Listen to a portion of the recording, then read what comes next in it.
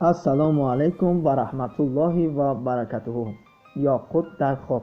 یاقوت در خواب همچون بایگری، خوشحالی و خرسندی تعبیر می‌گردد. اگر جوانی زنگیر یاقوت یا سنگ قیمت بهای را خواب ببیند، با دختری زیبا و خداترس ازدواج می‌کند. رشته در خواب رشته تافتن نشانه به سفر برآمدن یا رفت گردیدن مشکلی وزنین است. خوراکپزی هر نفری که در خواب خوراک میپزد و خوراکش پخته تیار می شود در زندگی به مقصد می رسد. رفت و خوراک با گوشت گوسپند باشد، شخصی خواب دیده زندگی خوش و با سعادت را پس سر می نماید. بعضی عالمان بران عقیده‌اند که پختن خوراک در خواب نشانه عملهای نیکی انسان هست. نقب یعنی تونل در خواب وارد نقب شدن نشانه بدامی مکروهیله، افیدن و فریب خوردن است. شخصی که در داخل نقب آب پیدا میکند بر ضد دیگران مکروهیله پیش گرفته فریب میکند.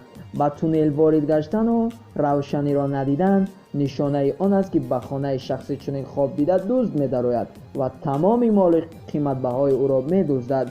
در داخل نقب نباز گذاشتن معنای آن را دارد که مالهای دزدیده برمیگردد. می یعنی شراب.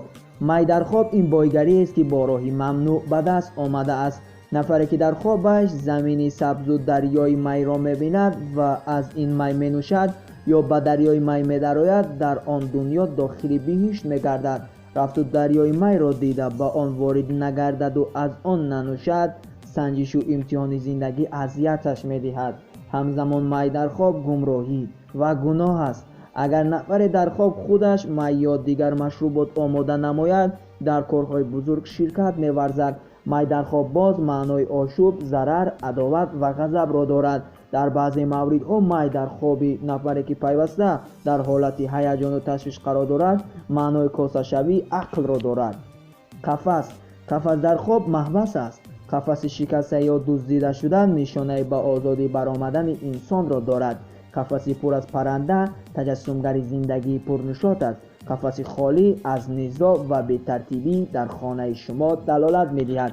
این بود یک چند خوابی که تعبیر نمودیم. اگر شما خوابی می‌بینید که در سامانه‌های اینترنتی موجود نیست و سامانه ما در آمده کامنتاری کنید، ما ان شاء الله به خواست الله جل جلاله جواب می‌گردانیم. خداوند نگهبانتان باد.